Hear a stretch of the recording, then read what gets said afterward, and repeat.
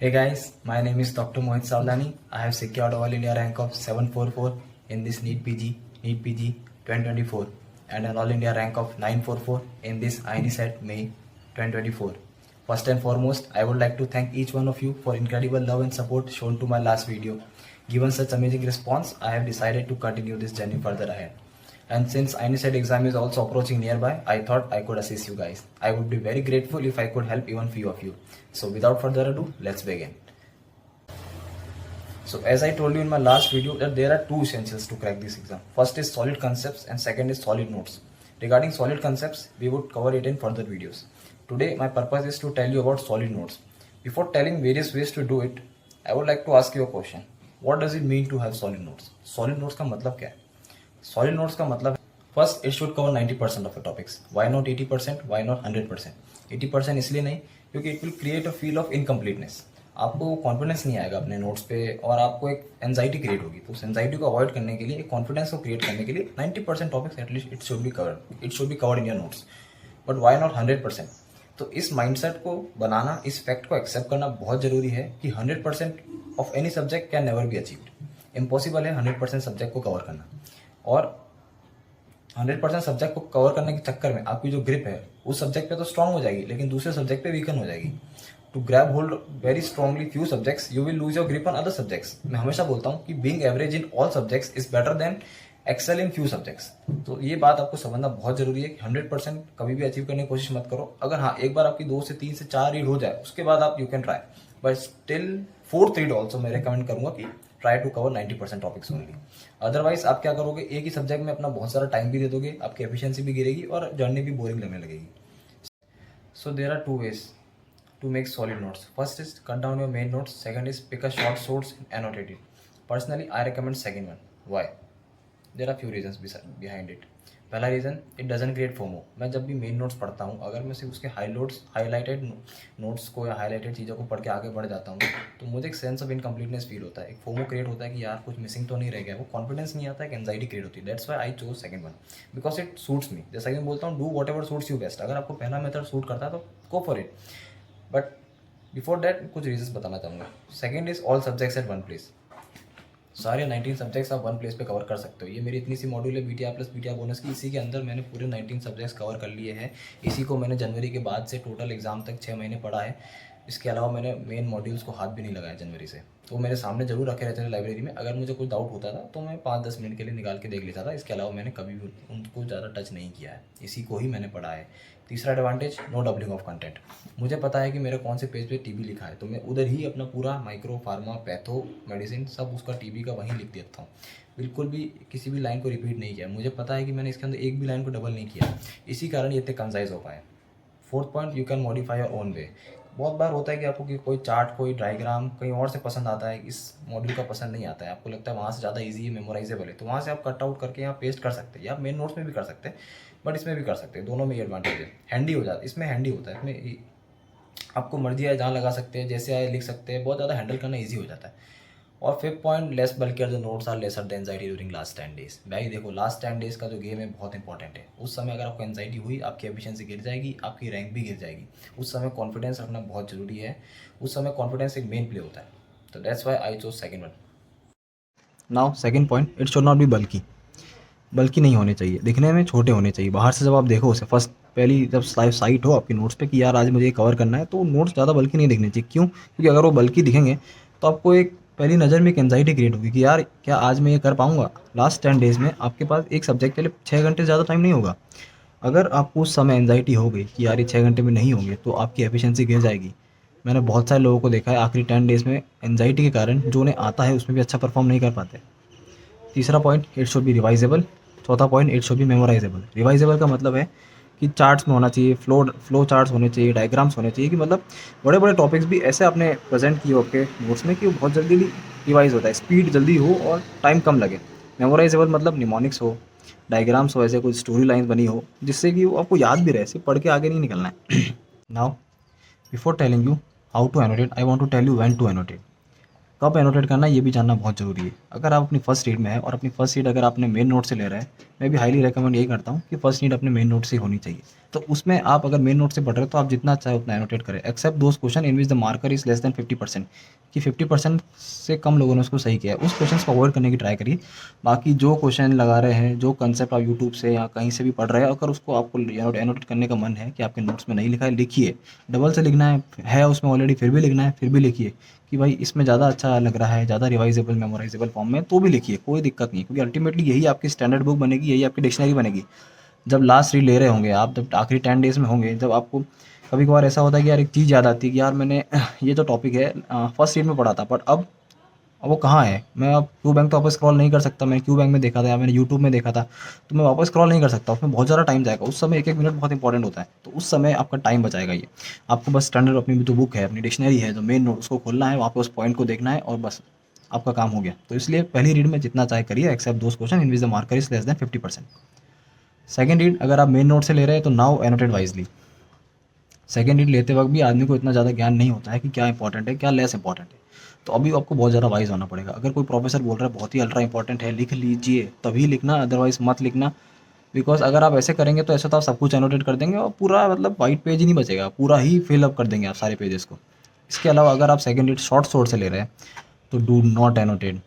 इस समय second read के टाइम आपको बिल्कुल भी समझ नहीं आएगा क्या मोर इंपॉर्टेंट है, क्या लेस इंपॉर्टेंट है। और अगर आपने सामने मेन नोट्स भी खोल रखे हैं तो आप सब कुछ एनोटेट कर देंगे। आप कोशिश करेंगे कि अपने शॉर्ट नोट्स को मेन नोट्स की तरह बना डालेंगे, और अल्टीमेटली वो इतने ज़्यादा बल्की हो जाएंगे कि शॉर्ट शॉर्ट्स और मेन नोट्स के बीच कोई फ़र्क नहीं बचेगा। अगर आप अपनी थर्ड रीड चालू कर रहे हैं और अगर आपने शॉर्ट नोट से पढ़ रहे हैं तो now you can annotate. Now ways to annotate, there are various ways to annotate. पहली चीज़, आप मेन नोट से अपने एनोटेट कर सकते हैं। जो लोग बोलते हैं आइडियल लगता होगा, but generally I don't prefer it because it will take a lot of time. पहली बात तो आपको अपने मेन नोट्स पूरे लाइन टू लाइन याद भी नहीं होंगे कहाँ पे क्या लिखा है। उसके बाद आपने मेन नोट्स और शॉर्ट शॉर्ट को साथ साथ में पढ़ेंगे तो it will take lot of time. और उसके अलावा you need to be super selective, आपको बहुत ज़्यादा सिलेक्टिव होना पड़ेगा, otherwise you will end up annotating everything, जैसे कि मैंने अभी पहले बताया। और बहुत ज़्यादा वाइज होने की ज़रूरत है आपको इस समय कि मेन नोट से शॉर्ट सोर्स में क्या आना चाहिए। और ज़रूरी नहीं है कि आप जो भी इन्फॉर्मेशन ले रहे हैं कि वो हाई यील्ड ही हो सकता है बहुत सारे हाई यील्ड पॉइंट मिस कर जाए और बहुत सारे फालतू पॉइंट्स आप ऐड ऑन कर दे, इसलिए I don't recommend it personally. Now अगर आप एक रैपिड रिवीजन यूज़ कर रहे हैं एक शॉर्ट सोर्स की तरह, तो मैं रेकमेंड करूँगा कि बीटीआर, डीवीटी, मैथ्स जैसे अल्ट्रा शॉर्ट सोर्सेज का यूज़ कर सकते हैं अपने रैपिड रिवीजन को एनोटेट करने के लिए। बिकॉज पहली चीज़, एक तो इसमें टाइम कम लगेगा आपको। जो भी चीज़ आपको ढूंढनी है कि यार मेरे में मिसिंग है, उसको आइडेंटिफाई करने में आपको ज़्यादा टाइम नहीं लगेगा। दूसरी चीज़, सब चीज़ हाई यील्ड होती है। ये जो अल्ट्रा शॉर्ट सोर्स होते हैं उसमें सारी चीज़ हाई यील्ड होती है ऑलमोस्ट। तो आप कुछ भी उठाएंगे वो हाई यील्ड होगा। इसके अलावा तीसरी चीज़ हो सकता है कि आपकी चीज़ हो ऑलरेडी आपके रैपिड रिवीजन में हो, बट आपको वहाँ पे ज़्यादा मेमोराइजेबल या ज़्यादा रिवाइजेबल फॉर्म में मिल जाए। कोई फ्लो चार्ट, कोई डायग्राम, कोई स्टोरी लाइन आपको ज़्यादा पसंद आ जाए, तो आप वहाँ से उठाएंगे तो आपके रैपिड रिवीजन सोर्स और ज़्यादा रिवाइजेबल और मेमोराइजेबल बन जाएंगे। इसके अलावा अगर पर कोई भी टॉपिक कंप्लीटली ही मिसिंग है तो मैं रेकमेंड करूंगा कि उसे आप बीटीआर, डीवीटी से पिकअप ना करें, उसको आप पिकअप करें किसी अदर प्लेटफॉर्म के रैपिड रिवीजन से। बिकॉज बीटीआर, डीवीटी में कोई भी टॉपिक आपको एडिक्वेट अमाउंट में चाहिए तो वहाँ एडिक्वेट अमाउंट में नहीं होता है, और मेन नोट्स में बहुत ज़्यादा होता है। तो एडिक्वेट अमाउंट में, एवरेज अमाउंट में उठाने के लिए मेरे हिसाब से रैपिड रिवीजन बेस्ट सोर्स होता है। तो आप किसी और प्लेटफॉर्म के रैपिड रिवीजन को यूज़ करें, अपने दोस्तों से जुगाड़िए, कहीं पीडीएफ डाउनलोड करिए। जैसे कि फॉर एग्जांपल मैंने सर्जरी में जो थायराइड कैंसर है उसमें बीटीआर के मैम ने 10-12 रैंडम पॉइंट लगा रखे, पर मुझे वो इनकम्प्लीट से लग रहे थे। तो मैंने उसके लिए रोहन सर की पीडीएफ डाउनलोड करी रैपिड रिवीजन की, मेन की नहीं। उससे मैंने एक टेबल बना रखी सर ने रैपिड रिवीजन में थायराइड कैंसर की, एक चारों कैंसर को कंपेयर कर रखा है सर ने, उसके जेनेटिक्स से लेके एटियोलॉजी से लेके पूरा ट्रीटमेंट तक। तो उसको मैंने बस अपने एक पेज पे लिखा और स्टिक कर दिया, या फिर हो सकता है मैं उसको प्रिंट आउट निकलवा के स्टिक कर देता, वो भी एक बेटर तरीका रहता। इसके अलावा अगर आप कोई बीटीआर, डीवीटी या मैथ्स जैसा सोर्स यूज़ कर रहे हैं तो आई वुड रेकमेंड इसको एनोटेट करने के लिए आप कोई भी एग्जाम एंड डिस्कशन की सीरीज ज्वाइन कर लीजिए, या फिर यूट्यूब पे जो फ्री वीडियोस है वो भी देख सकते हैं। बट सबसे पहले एग्जाम एंड डिस्कशन को चूज़ करना बहुत जरूरी है कि कौन सा अच्छा है, कौन सा आपको सूट कर रहा है। एक वीडियो देखिए अच्छे से, आपको समझ आएगा, क्योंकि आप अपनी थर्ड रीड में है, आपको समझ आएगा कि यार ये सर कुछ ज़्यादा ही बता रहे हैं, ये सर बहुत अच्छा बता रहे हैं। जैसे कि फॉर एग्जांपल मेडिसिन में मुझे डॉक्टर राकेश नायर सर का बिल्कुल पसंद नहीं आया, क्योंकि सर बहुत ज़्यादा डिटेल में ले जा रहे थे। सर फिजियो, फार्मा, माइक्रो सब डिस्कस कर रहे थे। मैंने कहा यार ये सब तो मुझे आता है, या फिर इसकी मुझे ज़रूरत नहीं, या फिर इतना मैं याद ही नहीं रख पाऊंगा। तो फिर मैंने यूट्यूब पे ढूंढे, तो वहाँ मुझे मेरे डॉक्टर दीपक मारा सर के बहुत ही शानदार वीडियोस, उन पे सर ने ज़्यादा पॉइंट डिस्कवर नहीं किए, बस 10-10 पॉइंट। कोई भी दो टॉपिक है जैसे कि कंस्ट्रक्टिव पेरिकार्डाइटिस, रेस्ट्रिक्टिव कार्डियोमायोपैथी, दोनों को डिफरेंस करने के लिए बस 10 पॉइंट, यहाँ पर 6 पॉइंट या 7 पॉइंट। अब मुझे लगा कि लोगों को लग रहे थे कम है, पर मुझे लगा यार भाई ये मैं इतना ही याद कर सकता हूँ, तो मैंने उतने ही लिए, उसको अपने बीटीआर में एड ऑन कर लिए। और फिर क्या था, क्लिनिकल सिनेरियोस देखे मैंने, बहुत सारे क्वेश्चन सॉल्व किए, पीवाईक्यूज किए, बहुत ज़्यादा सफिशिएंट थे। सारे सर ने पॉइंटर्स बता रखे थे कि इनको डिफरेंशिएट करना किस लिए जरूर कैसे कैसे करना है और उसके बाद डायग्नोसिस कैसे बनाना है, बस इतना ही था। तो बीटीआर डीवीटी मेड सिनेप्स के लिए पहला तरीका तो ये कि एग्जाम डिस्कशन, जो सबसे ज़्यादा मोस्ट एफिशिएंट तरीका और मेरे द्वारा हाईली रिकमेंडेड तरीका है। उसके अलावा सेकंड चीज़ है पीवाईक्यूज। भाई पीवाईक्यूज सारे नोट करने हैं ऐसा ज़रूरी नहीं है, आपको वही नोट करने हैं जो आपको लगता है कि आप भूल जाएंगे या फिर आपके नोट्स में अच्छे से कवर नहीं है, उन सबको एनोटेट करने हैं और करने ही है। लोग करते हैं कि नहीं पीवाईक्यू ऐड ऑन नहीं करते, सोचते लास्ट में एक बार फिर से पीवाईक्यू स्क्रॉल कर लूंगा, लेकिन नहीं भाई, आपको पीवाईक्यू ऐड ऑन करना है। इसके दो तीन एडवांटेज है। एक तो पहली चीज, आपको बार बार अपने ऐप्स को खोलना नहीं पड़ेगा। बाहर लास्ट में एंजाइटी के चक्कर में बहुत लोग खोल भी नहीं पाते या फिर टाइम नहीं मैनेजमेंट कर पाते, उसके कारण अपने ऐप्स को खोल नहीं पाते। इसके अलावा दूसरी चीज, अगर आपके वो नोट्स में लिखे हैं पीवाईक्यू, तो भैया वो आपकी आंखों के सामने से बार बार जाएंगे, तो ज्यादा मेमोराइज होंगे आपको। तीसरी चीज, आपको हमेशा एक सेंस ऑफ कंप्लीटनेस रहेगी कि यार मैंने सारे पीवाईक्यू भी पढ़ के आया हूँ, मैं आखिरी 10 दिन में पूरा नोट्स भी रिवाइज करके आया हूँ, अपने पीवाईक्यू भी सारे करके आया हूँ। तो एक कॉन्फिडेंस अलग ही रहेगा आप में। उसके अलावा अगर कोई टॉपिक कंप्लीटली मिसिंग है, तो जैसे मैंने बताया, the best way to pick a completely missing topic is rapid revision. कोई भी रैपिड रिवीजन का जहाँ से आपको अच्छा लगे, जहाँ की टेबल आपको अच्छी लगे कि भाई यहाँ पे बहुत अच्छे फॉर्म में दिया है, वहाँ से उठा लीजिए और वहीं से उठाइए, कोई शॉर्ट सोर्स से नहीं, अल्ट्रा शॉर्ट सोर्स से नहीं, रैपिड रिवीजन इज बेटर। इसके अलावा तीसरा तरीका है बीटीआर डीवीटी इनको एनोटेट करने का, सेल्फ इंट्यूजन। अगर आपको लग रहा है कि भाई ये क्वेश्चन, आपने 3 रीड ले ली, उसके बाद चौथी रीड लोगे, आपको खुद से फील आने लगेगा कि यार ये चीज़ मुझे लग रहा है कि इंपॉर्टेंट है, उसको आप लिख लीजिए। कोई डाउट नहीं है, आपके सेल्फ इंट्यूजन भी कभी बार काम आते हैं। बहुत सारे रिस्क फैक्टर्स, ऐसी चीज़ें होती है जो कभी नहीं पूछी गई, बट मैंने फिर भी लिख रखी थी। मुझे बस एक सेल्फ इंट्यूजन था कि यार 1-2 लाइन ही तो है, क्या पता कभी पूछ ले। बहुत सारी एक्स्ट्रा इन्फॉर्मेशन भी मैंने ऐड ऑन करी थी, मैं एक्सेप्ट करता हूँ, बट मुझे उसका कोई रिग्रेट नहीं है। लेकिन सेल्फ इंट्यूजन कब? सिर्फ 4th रीड में, उससे पहले नहीं, कि उस समय ही वो आपके सबसे अच्छे से काम करेंगे। इसके अलावा एक एग्जांपल, अब एक एग्जांपल देता हूँ। ये डीएनए रेप्लिकेशन पे एक क्वेश्चन आता है जिसमें पूछते हैं कि जो न्यूली रेप्लिकेटेड डीएनए स्ट्रैंड होता है वो मिथाइलेटेड होता है कि हेमी मिथाइलेटेड होता है कि नॉट मिथाइलेटेड होता है। अब एक चीज़ तो ये कि आप उसको रट लो कि हेमी मिथाइलेटेड होता है, या फिर उसका थोड़ा कंसेप्ट समझ लो। अब ये कंसेप्ट मुझे रैपिड रिवीजन में अच्छे से क्लियर नहीं होता। रैपिड के वीडियो जनरली इतने लॉन्ग नहीं होते, सारे कंसेप्ट उसमें क्लियर नहीं हो पाते। उसके जो कंसेप्ट के गैप्स है वो आपको थोड़ा थोड़ा इधर उधर से फिलअप करने पड़ते हैं, कुछ पीवाईक्यू से, कुछ टीएनडी से, कुछ खुद से। ये ओवर द प्रोसेस चलता रहेगा और इसका ज़्यादा टेंशन भी नहीं लेना है। अब एक्चुअली में अगर देखा जाए तो ये कंसेप्ट है एक्चुअली में बहुत ईजी, बट मैं इसको कनेक्ट नहीं कर पा रहा था। जैसा कि अपन जानते हैं कि जो डीएनए रेप्लिकेशन होता है वो सेमी कंजर्वेटिव मॉडल होता है। जो भी न्यूली रेप्लिकेटेड कॉपी बनेगी उसमें एक पेरेंट डीएनए होगा और एक डॉटर डीएनए होगा। जो पेरेंट डीएनए होता है वो मिथाइलेटेड होता है और जो डॉटर डीएनए होता है वो नॉट मिथाइलेटेड होता है। इसलिए जो न्यूली रेप्लिकेटेड स्ट्रैंड बनता है, डबल स्टैंडर्ड डीएनए, वो हेमी मिथाइलेटेड बनता है। बहुत इजी कंसेप्ट था, बट मैं इसको कनेक्शन नहीं कर पा रहा था। जो मेरा कंसेप्ट की फीलिंग हुई वो एमसीक्यू डिस्कशन से हुई और उसको मैंने यहाँ लिख लिया, तो मेरे नोट्स भी कंप्लीट हो गए। अब एक और एग्जांपल देता हूँ। जैसे टीलोमरेज पे बहुत ज़्यादा क्वेश्चन आते हैं ना, टीलोमरेज बहुत ही ज़्यादा हाई यील्ड टॉपिक है। अब मैम ने इसको एक स्लाइड में कवर कर दिया कि जर्म सेल्स में होता है टीलोमरेज एंजाइम होता है, टीटीए जीजीजी के रिपीट्स होते हैं, आरएनए डिपेंडेंट डीएनए पॉलीमरेज होता है और नॉट राइबोसोम होता है। एक चीज़ तो आप इसको रट लो, ज़्यादा डिटेल में है भी नहीं। ये यूकैरियोट्स वाली मैंने पीवाईक्यू से लिखा है कि प्रोकैरियोट्स में नहीं होता है और यूकैरियोट्स में भी सिर्फ जर्म सेल्स में होता है। इसके अलावा इसके बाद टीलोमरेज एंजाइम होता है, रिपीट होकर, ठीक है, ये सब कंसेप्ट तो ज़्यादा इजी है। पर एक चीज़, ये जो easy RNA dependent DNA polymerase, ये मुझे एक्जैक्टली याद नहीं आ रहा था कि ये कैसे काम कैसे करता है, और इस लाइन का एक्चुअली में कनेक्ट नहीं कर पा रहा था कि कहाँ इसका फंक्शन है।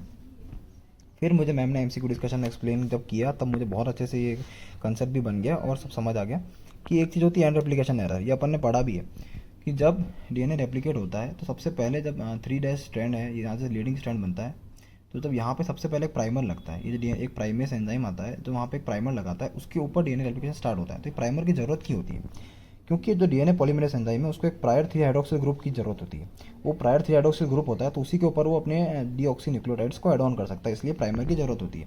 फिर एंड में इस प्राइमर को हटा दिया जाता है थ्रू डीएनए पॉलीमरेज 1 और उसकी जगह नया स्ट्रैंड लगा दिया जाता है। बट जो ये हर जगह हो रहा है, देखो यहाँ पे जो लैगिंग स्ट्रैंड है वहाँ पे भी ऐसी ही प्रोसेस फॉलो होगी। यहाँ जहाँ जहाँ प्राइमर लगे उनको हटा दिया जाएगा और वहाँ पे एक न्यू डीएनए स्ट्रैंड को ऐड ऑन कर दिया जाएगा। लेकिन जो स्टार्ट का सबसे स्टार्ट वाला जो ये प्राइमर होता है, वहाँ पर एक दिक्कत होती है कि वहाँ का जो जब ये और इसी को मैंने यहाँ डायग्राम में एक्सप्लेन किया, इसी चीज़ को, कि यहाँ वाला जो प्राइमर का गैप है, ये प्राइमर गैप इसको फिल ऑन नहीं किया जा सकता है। यहाँ पे जो ये प्राइमर गैप बच जाता है उसी को बोलते हैं एंड रेप्लिकेशन एरर। ये प्राइमर गैप क्यों बच जाता है? क्योंकि यहाँ पर कोई प्रायर 3 हाइड्रोक्सिल ग्रुप नहीं है। अब यहाँ पर कोई प्रायर 3 हाइड्रोक्सिल ग्रुप नहीं है जिसके ऊपर डीएनए पॉलीमरेज एक्ट ऑन कर सके, इसलिए जो ये पेरेंट डीएनए, कॉपी डीएनए की जो लेंथ है वो हमेशा पेरेंट डीएनए से कम हो जाती है। इसी के कारण फर्दी जब सब्सिक्वेंट रेप्लिकेशंस होते हैं तो उन रेप्लिकेशन में जो जो कॉपी डीएनए की स्ट्रैंड है वो पेरेंट डीएनए से कम होती जाती है और एक लिमिट ऐसी आ जाती है उसके बाद अब ये रेप्लिकेट नहीं कर सकता है। तो इसी को बोलते हैं हेफ लिक लिमिट की, एक लिमिटेड टाइम्स तक ही जो ह्यूमन सेल है वो डिवाइड कर सकते हैं। तो ये भी एक कंसेप्ट मेरा यहाँ पे क्लियर हो गया। अब जो टीलोमर एंजाइम होते हैं ये वो उनका काम होता है इस एंड रेप्लिकेशन एरर को एलिमिनेट करना, और ये सिर्फ जर्म सेल्स में प्रेजेंट होते हैं ताकि germ cells indefinite time replicate कर सके। तो ये क्या करते हैं, जो पेरेंट डीएनए है और जो कॉपी डीएनए यहाँ पे जो प्राइमर गैप है इसको फिल ऑन करते हैं। तो फिल ऑन कैसे करते हैं, उनके खुद के पास एक आरएनए प्राइमर होता है, वो आरएनए प्राइमर को यहाँ पे रखते हैं और उससे ही अपने रिवर्स ट्रांसक्रिप्टेज एक्टिविटी के थ्रू यहाँ पे एक डीएनए का स्ट्रैंड बना देते हैं। तो इसीलिए इसको बोलते हैं आरएनए डिपेंडेंट डीएनए पॉलीमरेज या फिर रिवर्स ट्रांसक्रिप्टेज। इसी में एक चीज़ और है कि यही प्रोसेस जब प्राइमर की रिक्वायरमेंट जब डीएनए रिपेयर होता है तब क्यों नहीं होती। जैसे आप देखोगे ये डीएनए का स्ट्रैंड है, यहाँ पे कोई एरर हुआ तो यहाँ पर डीएनए प्राइमर की रिक्वायरमेंट क्यों नहीं होती है। एक्सोन्यूक्लियस आता है, यहाँ से दोनों को कट ऑन करता है और यहाँ पे रेप्लिकेट कर देता है। क्यों? क्योंकि यहाँ से जब ये दोनों को कट आउट किया जाएगा तब यहाँ पे ऑलरेडी डीऑक्सीन्यूक्लियोटाइड प्रेजेंट है जो उसको 3 हाइड्रोक्सिल ग्रुप प्रोवाइड कर सकते हैं, इसीलिए यहाँ पे प्राइमर की रिक्वायरमेंट नहीं होती। तो ये मेरा एक और कंसेप्ट क्लियर हुआ। और यही एक चीज़ कि आरएनए पॉलीमरेज को इस प्रायर 3 हाइड्रोक्सिल ग्रुप की रिक्वायरमेंट नहीं होती है। तो ये मेरा थोड़ी एक्स्ट्रा इन्फॉर्मेशन भी हो गई और कंसेप्ट भी क्लियर हो गया, नोट्स भी कंप्लीट हो गए और ज़्यादा गैप भी अभी बचे हुए हैं। अभी मैं अपनी एक डिटेल वीडियो भी बनाऊंगा जिसमें मैं बताऊंगा मैंने अपनी बीटीआर को कहाँ पे कैसे एनोटेट किया है और थोड़ा सा आपको टॉपिक भी एक्सप्लेन करूंगा। Till then like follow and subscribe. All the best guys.